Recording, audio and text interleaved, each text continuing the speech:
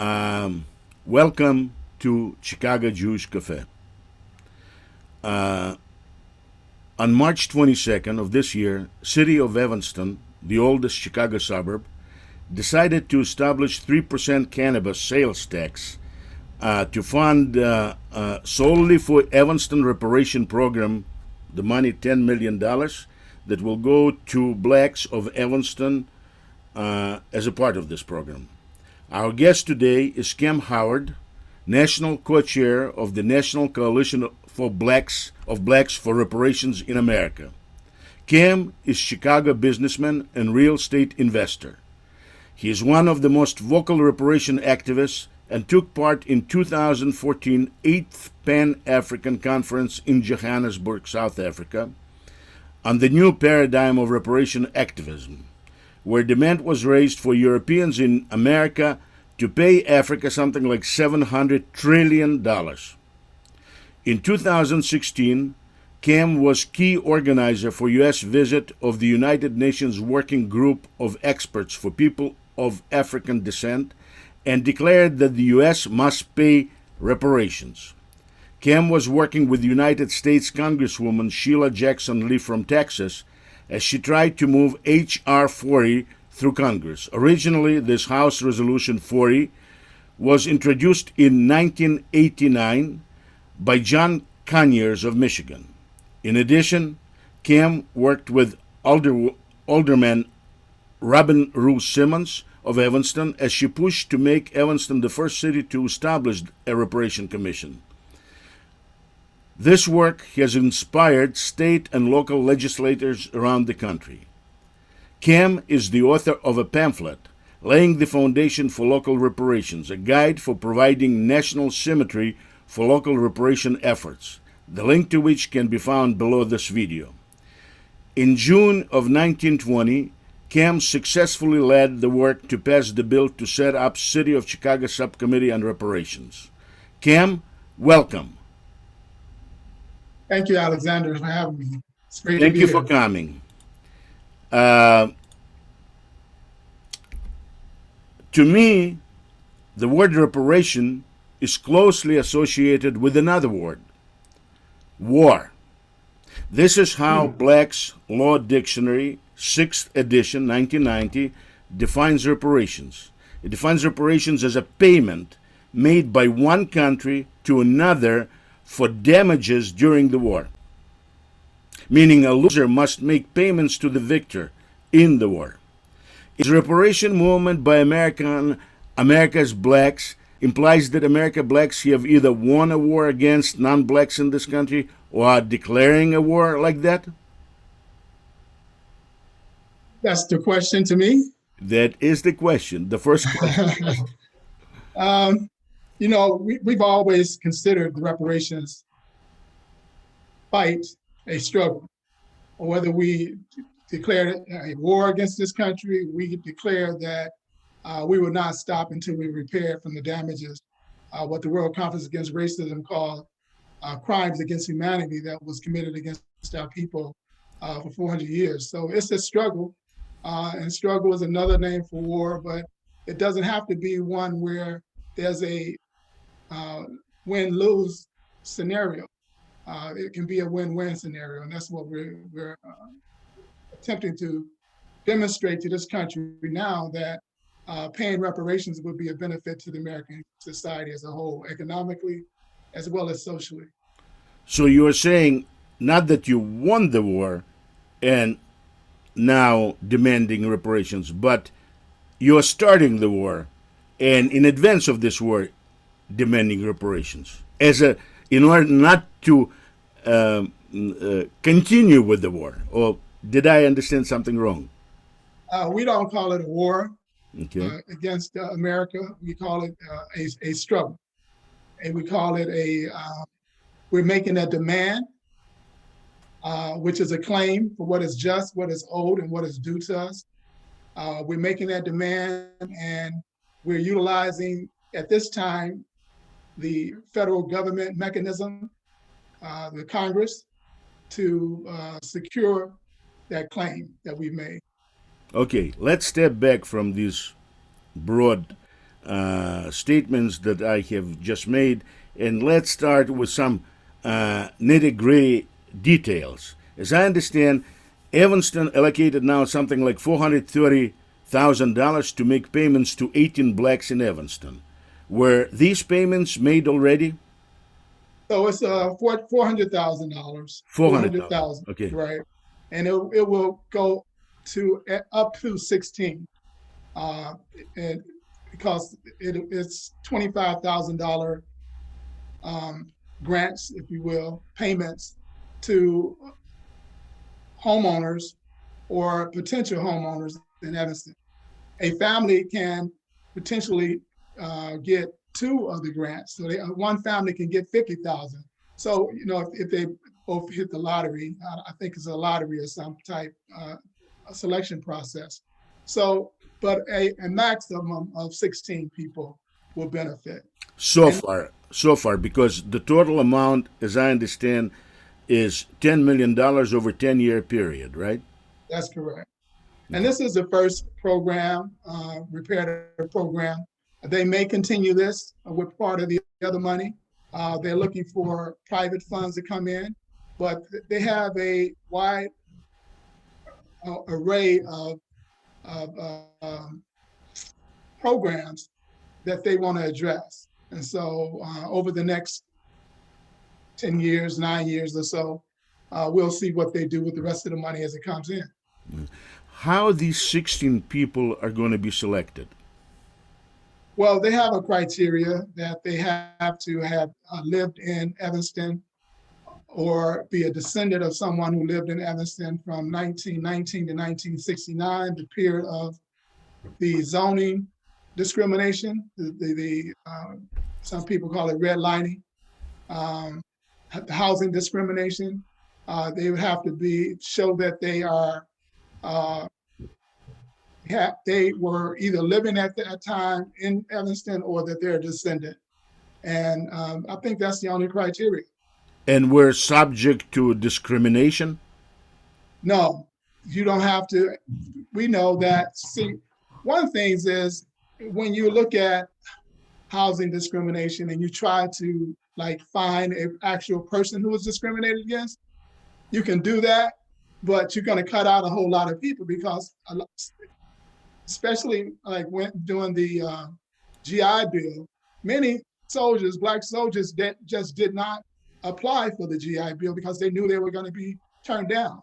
So you can't say that it's only for those who actually applied and were turned down, because the discrimination prohibited many from even applying for housing. So it's the same thing. So it's basically, the whole thing is like this. If you're a black, then you're entitled to these payments. That's exactly right. So you have to be a person of African descent. Okay. And how is black being defined? We're kind of shifting away from To me, black. to me, for example, I look at you and you look a little bit brown. So we're shifting away from black for this purpose because we've already gotten some pushback. It's unconstitutional to enact any public policy that's strictly based on race. And so we look at it from a harm-based position as opposed to a race-based position. And so I'm sorry, from what kind of a position? A harm-based. Harm. It's based on harms. Okay. It's based on what is called crimes against humanity. The World Conference Against Racism stated that the transatlantic slave trade, enslavement, apartheid. In America, apartheid was called Jim Crow segregation, but it was still apartheid, separate development for blacks and whites. And those were crimes against humanity, and we're still suffering from those injuries.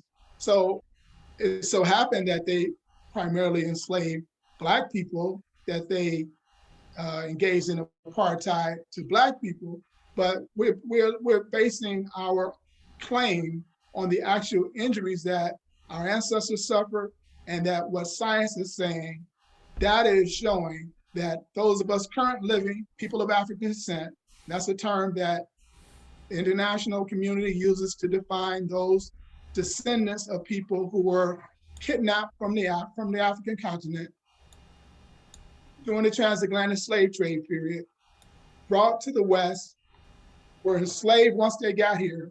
And then after the enslavement ended, they went through all types of second class, third class citizenship, which we call apartheid. Mm-hmm. And even today, with much of the police terror that's happening in our community, the inequality that still exists, wide gulfs of inequality that still exist, the crimes committed against us have not stopped.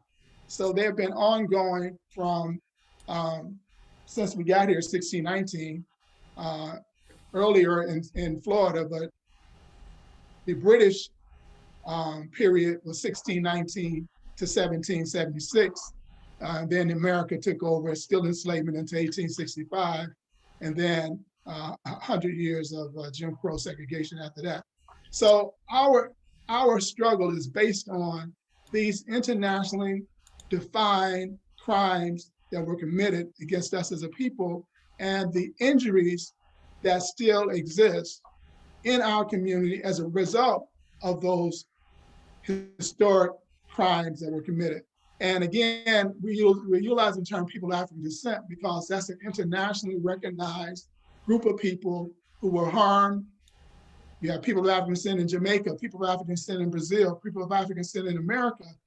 And those of us who are here are waging this battle against the American government who created the harms against us, as well as people of African descent in Brazil.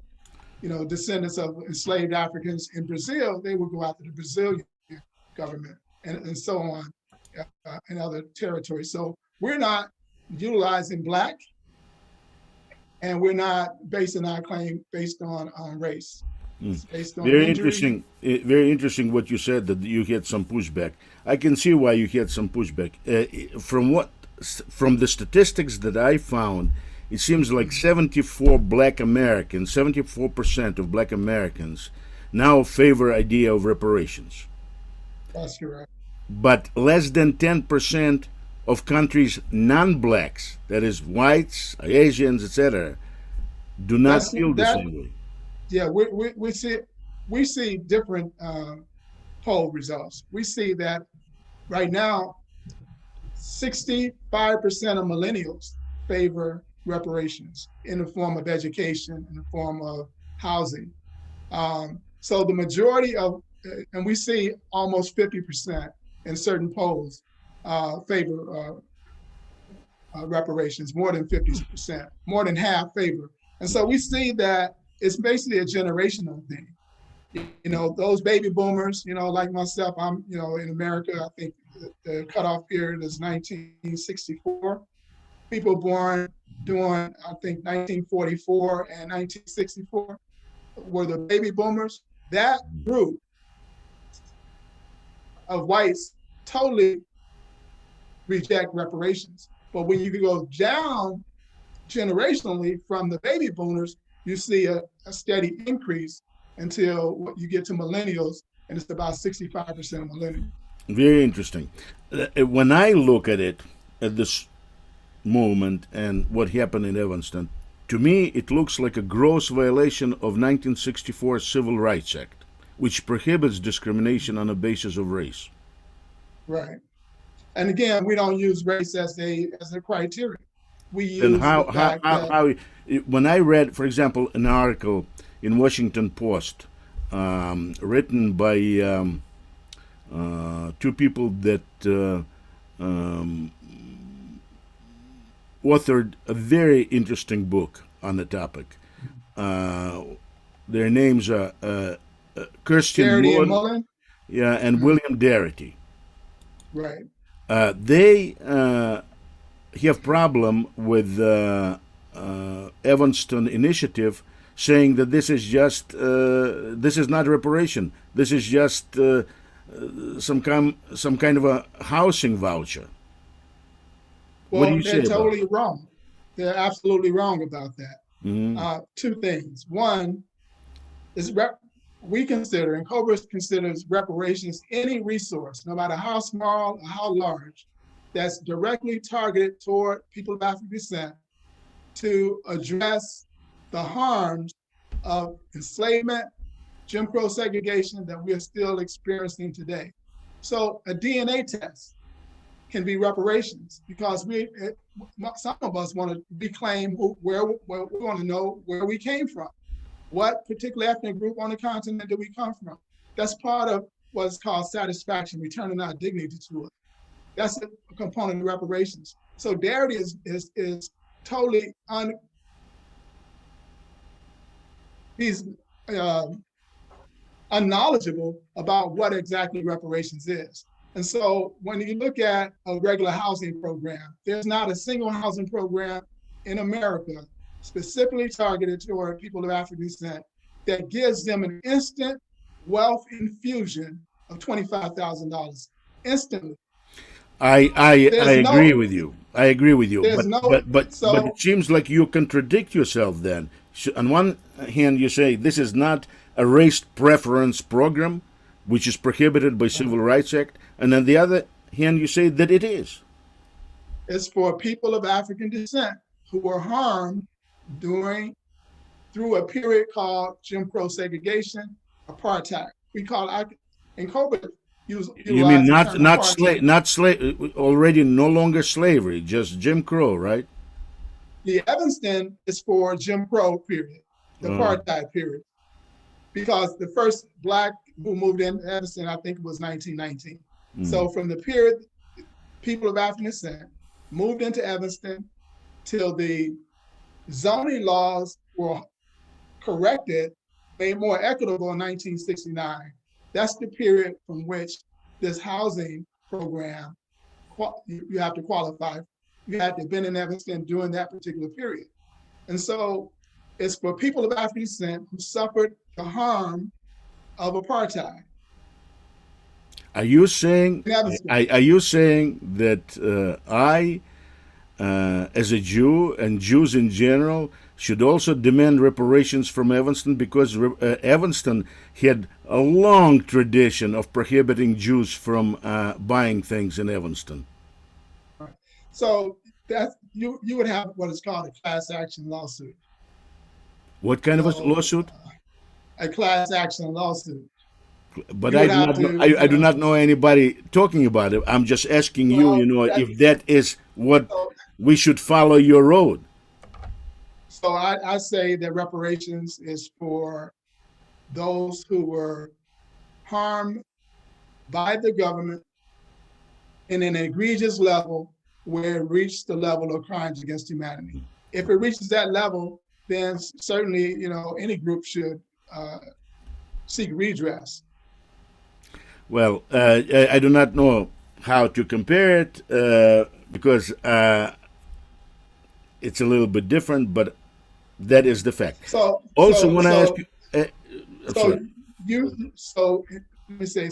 Jewish people in Evanston were discriminated against. Very much so.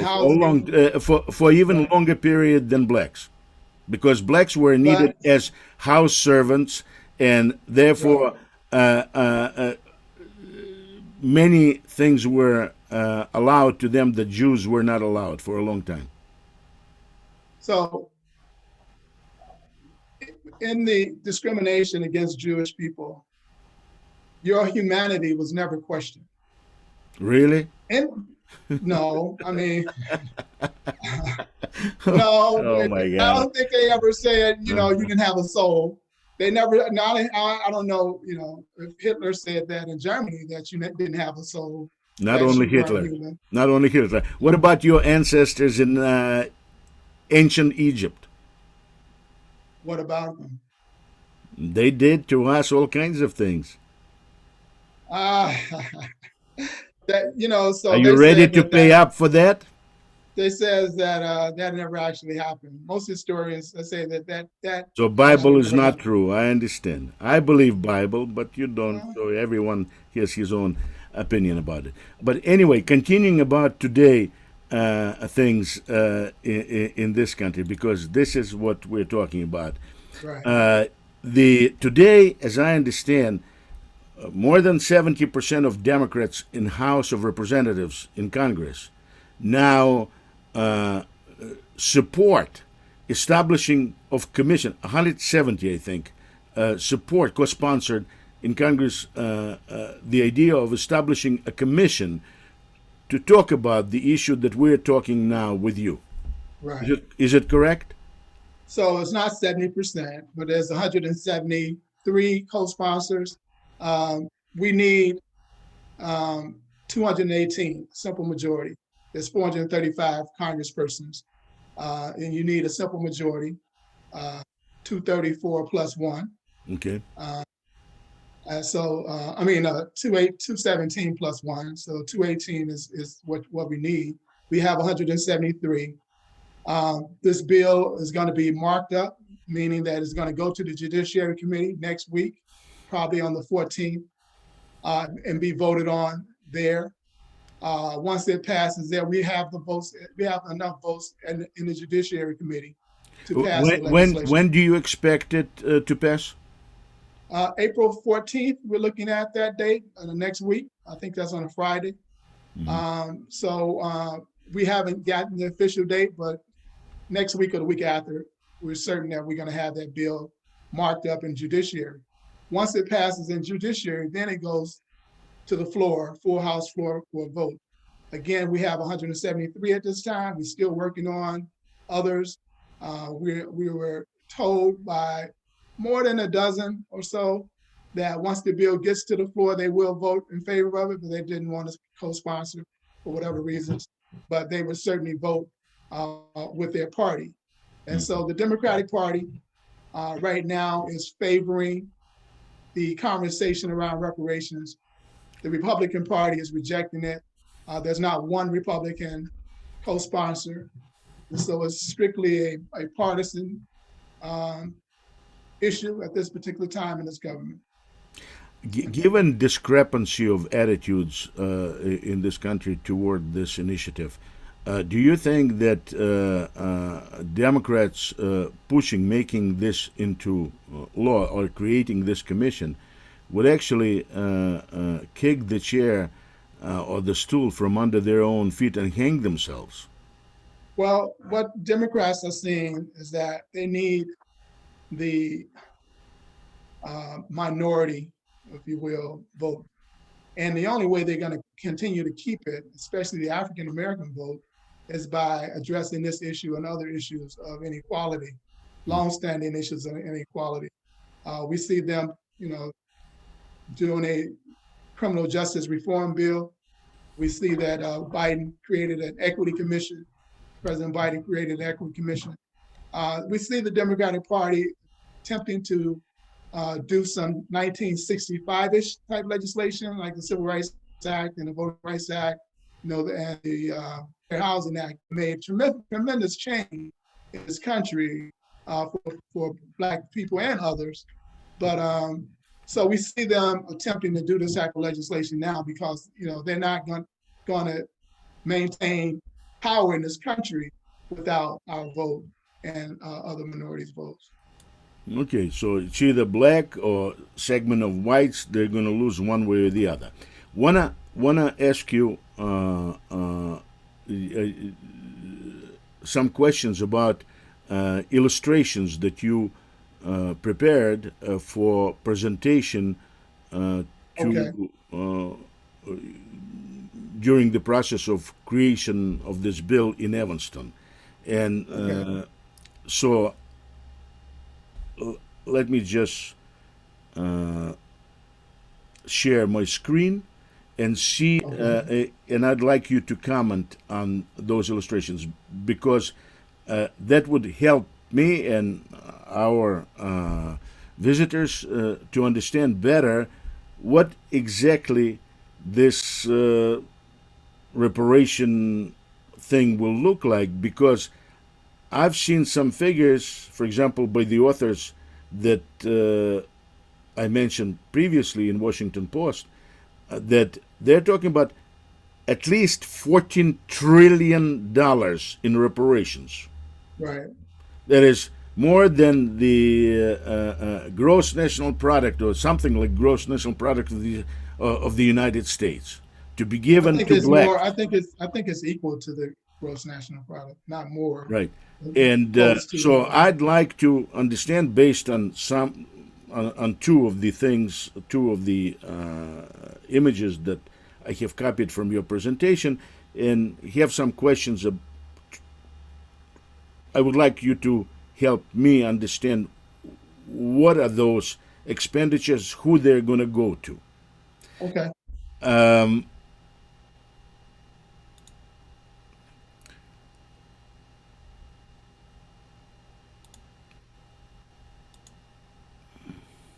there it is. That's the first one. Do you see it? Okay. I do. Okay. So now this is what you presented during the work on Evanston thing, and Yeah. I have some questions.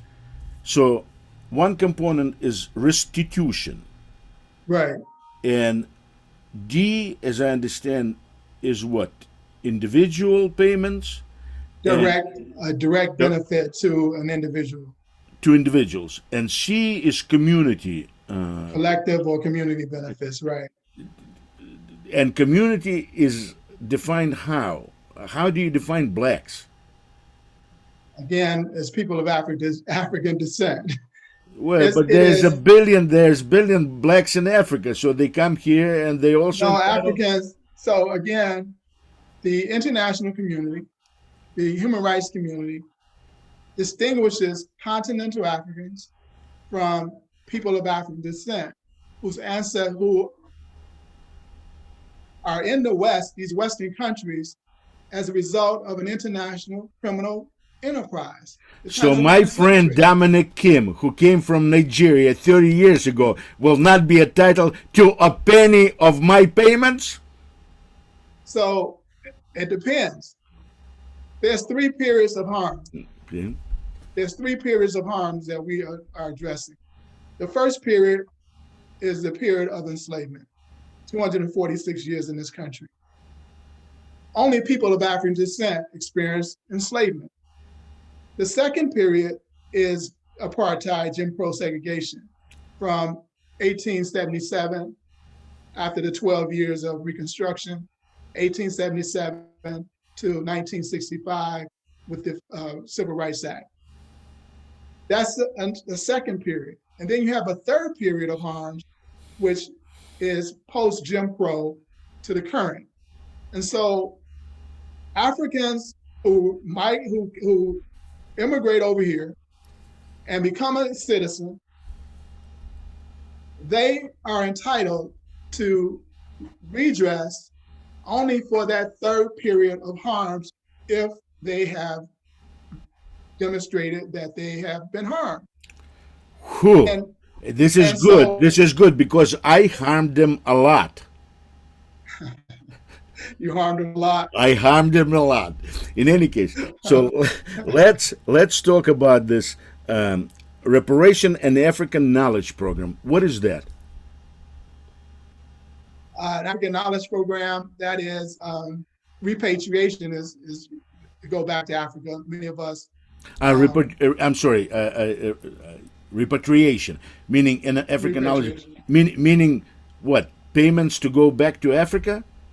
Yeah, I mean, some people, want to return to the continent and live out the rest of their life on the continent. And so there's always been a repatriation movement in this country. Marcus Garvey and many of Africans who were enslaved were trying to repatriate even after enslavement in the early 1900s, 1920s to 1930s, the Marcus Garvey movement. There was a repatriation component. Even earlier. Even earlier.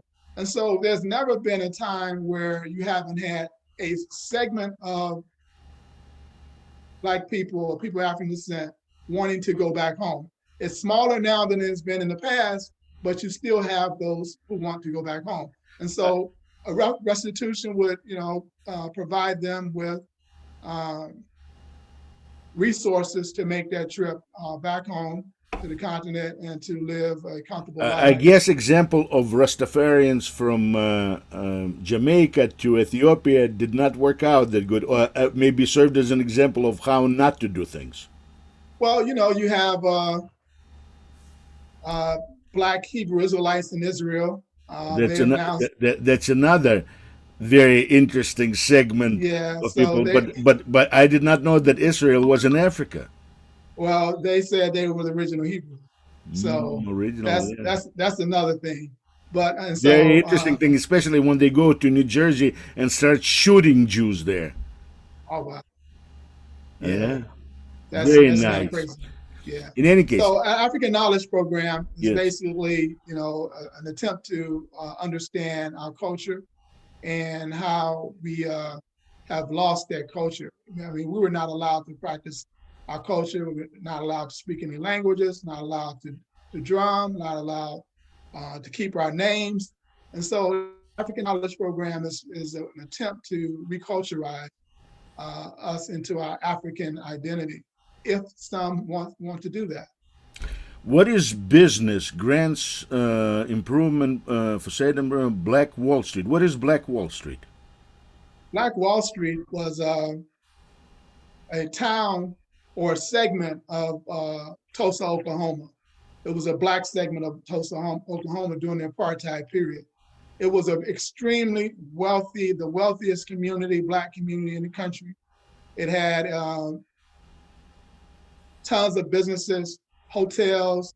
Um, Three of the businessmen had private airplanes at that time. And in one day, a so-called assault on a white woman caused whites to come into that town and bomb it and destroyed it. And about 300 plus people were murdered, and hundreds of more, I mean, 300 some people were murdered. 3,500 homes were destroyed, burnt to the ground. They did not receive any insurance payments. Many people lost everything they had and moved and fled. I mean, it was a pogrom Why they did not receive insurance payments? because the white insurers would not uh, take their claim, Meaning they had insurance policies, but the insurance companies would not honor those policies? would not honor the policy. Under what pretext? I don't know. I Okay. knew it, but I don't remember right now. But I do know that the insurance companies didn't pay them. Okay. Repair damage of criminal injustice system. What is that? So we have been harmed by criminal justice system um, in many ways. We lost our families. We lost the right to vote. We can't live in certain places. We can't get jobs. Many of these brothers come home, they have mental challenges. I mean, the criminal justice system um, at one time um, doing what Basically, what I see here, I see a desire for state to interfere in all segments of American society and rework it along socialist line with preference for blacks. no, we're not saying that there should be social. I mean, there should be resources targeted toward our community Is to it you're not saying that it should be socialist because you do not want to lose your 100 properties or so? no, we're not. I am a socialist, by the way, but in I America, you understand, have to be a capitalist. but when But it comes to somebody else's properties, you're socialist, right? so, Not when it comes to your property. no, I'm not saying that we're not trying to take anyone's property. But socialism is all about taking. I do not know of any other socialism. Private No? property rights is harmful in certain ways and is helpful in certain ways. Okay. So, yeah. In any case, so let's move to a second image, which was of great interest to me, because I'd like you to explain it to me. You see, I put red pencil around it with a question mark, and then a little, an error lead pencil. Jewish community funds for cooperative enterprises and socially responsible entrepreneurial developments. What is this? So you have three columns there. You have NARC, the National African American Reparations Commission.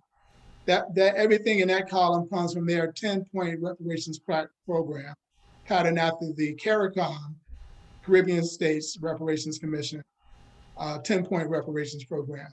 So part of our reparations from the United States government has to deal with economic and wealth creation. Now, some part of our history, Black history in this country, we came from a cumulative type of economic arrangement. So we built many cooperative economic enterprises over the century, during the Jim Crow period. Mostly, we haven't reignited those cooperative enterprises. So that's what some of us want to do. We want to have funds where, we have collective ownership in certain in distribution type businesses, in businesses, that So require. cooperative, you mean cooperative? This is where members of this cooperative also own this cooperative in some way without external stockholders, something like this? So what it's close to is worker-owned corporations. So worker-owned corporations are cooperatives. They're collective ownership. It's another form of collective ownership. So it would be similar to worker-owned corporations. Well, that could be a good idea, but the workers in those can create these cooperatives on their own. In fact, they can. Yeah, in fact, when I was pursuing my bachelor's degree in labor studies, remember, not human resources, labor studies, at Roosevelt University. At Roosevelt? At Roosevelt, yes. This is I graduated from Roosevelt too. This is what I advocated, And actually, this is funny because in China now, this company that is leading the world in 5G or whatever it is, technology, actually seems like a cooperative, worker-owned cooperative. That's great. So yeah, those type of things, it gives us an ability to be owners and not just. But what does Jewish community towards their doing? All right, so in Evanston, the Jewish community has reached out and contributed to the reparations fund in Evanston. How did they do it? How did they do it? They reached out to Alderman Simmons and said they wanted to make a donation. They want to contribute to the fund, the reparations fund. And so, you mean that free synagogue or what? Some synagogue that she was there, that she spoke at. I don't know the name of it. Who was there? I'm sorry, who was there? Alderman Simmons spoke at a synagogue about a month ago or 2 months ago. Okay. And it was there that they made a donation to the fund. And that have been conversations around businesses, Northwest University, the Jewish community, et cetera. So this entry in this table is basically a repayment for the donation? No. So in the yellow column is proposals for, every Black community must determine our harm, must determine what we want to address to repair ourselves from the damages of enslavement, et cetera, et cetera. What you have in the yellow column is what Evanston citizens in various town hall meetings said they wanted this to be reparations. What I did was simply order them under the 5 components of full repair and then label them either direct or collective benefits. So these are not, everything you see here in yellow is from Evanston community residents in a public forum saying what they think reparations should be. And so basically what this is, matching funds, this Northwestern University, Jewish community, businesses, next generation's funds. So this is basically what you say, supporters of your No, not mine, reparation, not of mine. I whose? got this directly off the Evanston city website. They had several community meetings prior to enacting this legislation. And in several of those meetings, the community residents who attended those meetings said what they thought reparations would look like, what they desired as reparations. I simply took those lists, it was about 3 lists, and separated them under the 5 components of full repair so they would know if where does compensation stand, where does restitution stand, where where in So, our are you list of. saying the Jewish community is going to be contributing to this fund for reparations? That's what that community thought that they could get matching funds from Northwest University, or that's what Or they. meaning they're going to get funds, or they're going to Right. give? They're going to get matching funds for. So the city reparations program, as you stated, is funded through marijuana cannabis tax. It tops out at 10 million. However, the fund can also take private donations. And so it could literally be 100 million, depending on, you don't know how. It could be 10,500,000. It could be any number. And so what they were trying to do is what they were saying at the community meeting is that they should get matching funds from Northwest University, from the Jewish community, and from businesses. I guess they're saying that because each of these entities engaged in some type of harm to the Evanston residents. I don't know Yeah, what the reason was. Jews did a lot of harm to blacks, and So therefore we must pay, huh? uh, if you harm, if you But contribute, talking about harms, I know that there was a huge Jewish community on south side of Chicago that ran away from when blacks started moving and brought crime there. And I know the yeah, same thing was on west side of Chicago. It was a white flight, and Jews were running for their lives, leaving their houses at 1/3 the price of what they were sold before that. So who did no, who? we don't have any knowledge of any. There's no data that No. shows white flight. There's no data that shows that Mm. whites fled during the white flight period, that they undervalue their homes. It's because yet it's not being taken seriously. But for me, I'll tell you why I take it very very seriously. I was, still am, a supporter of Martin Luther King vision of colorblind America. Right. Do you understand that a person is not judged by the color of his skin, but by the quality of his character? Right. And any Yeah, but laws that take into consideration skin, religion, origin, etc., to me, as a Jew, are repugnant.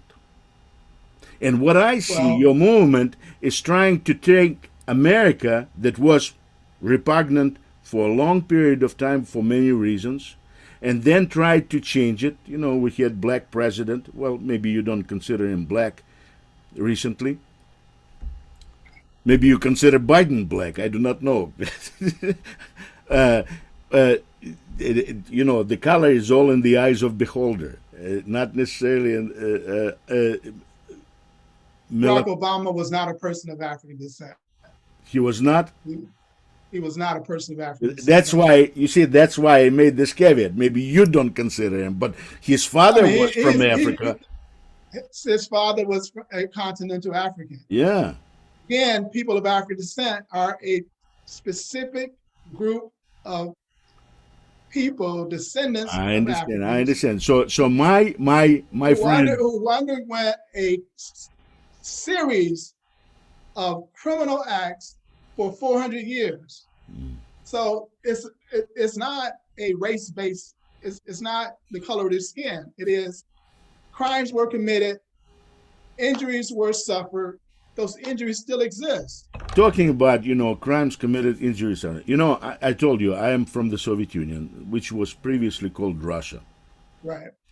The blacks were freed in the United States as slaves in 1863, right? 63 or 65, something like this. The Emancipation Proclamation was signed in 1863. It didn't take effect until 1865. Right. And in Russia, 60% of population of that country was freed from slavery in 1861. 60% was freed from slavery. I didn't know that history. Also about 400 years long. Maybe longer. Now, it's interesting that when you read some of the literature still when there was Soviet Union in 1985, very interesting. There's encyclopedia, Soviet encyclopedia, brief, short Soviet encyclopedias, one volume. And in that encyclopedia explains the economic deficiency, economic underdevelopment of the Soviet Union at that time by comparison to other countries. By using Mongolian invasion of 13th century as the main reason for underdevelopment and backwardness of Russia. Now, what do you think about that? So you have, and I don't know the Russian history, you know it. What I see is that any wrongful acts done by the state should be redressed by the state who done the wrong harms to any people within their territory. But by the way, there's also, I apologize, but there's also another thing interesting. When blacks were freed as slaves in the United States, there was a proposal to give every family 40 acres and a mule, right? That was a executive order.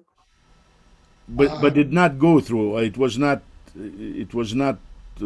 acted on or something like this, or was it acted? Yeah, so it was acted on. I think probably about 200,000 families or 40,000 families. I'm not sure the number, but a small number of families did actually get the 40 acres. But when President Lincoln was murdered, the new president Johnson rescinded that order, and gave the land back to the Confederate Army.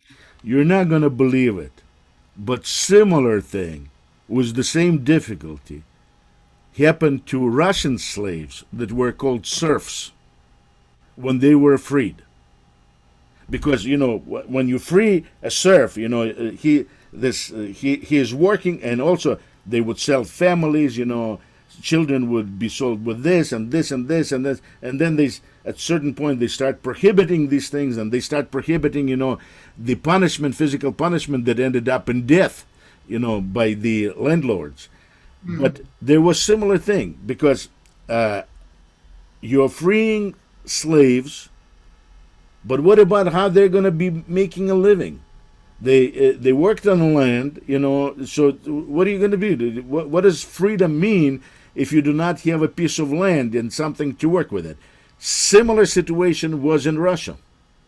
And I think that in many ways, that situation, an unresolved issue of that situation, led eventually to a revolution that overthrew Tsar and created a horrible monstrosity called Soviet Union, which killed tens of millions of people. So that history is alarming. There was an arms race, and I think that the Soviet leaders at that time justified those killings by being competitive on the global arena, being Well, able to. Stalin did most of those killings, and it was 1930s when there was no yet arms race. Arms race was Oh, okay. after the war. But in I any got case, you. yeah, yeah, Okay. yeah. But in any case, there's similarities And in. those crimes should be redressed. I mean, that was tens of millions of people. That Well, in definitely should Russia, be redressed. it's more difficult to create something, a movement similar to what you create, because color of the skin here defines who is with, who is not.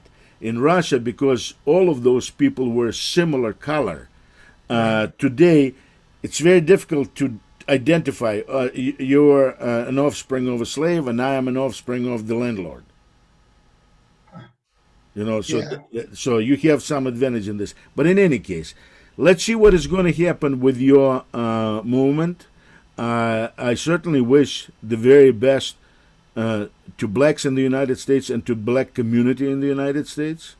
And but I am against any attempt to recreate individual rights based society that is in the United States into some kind of a race based federation. Right. But we're against it as well. Okay.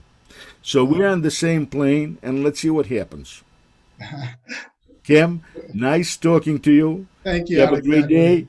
And your voice, Well, I understand that you had problem with your voice today. I really thank you, for coming out and for thank you. showing some elements of heroism, of being strong man and talking.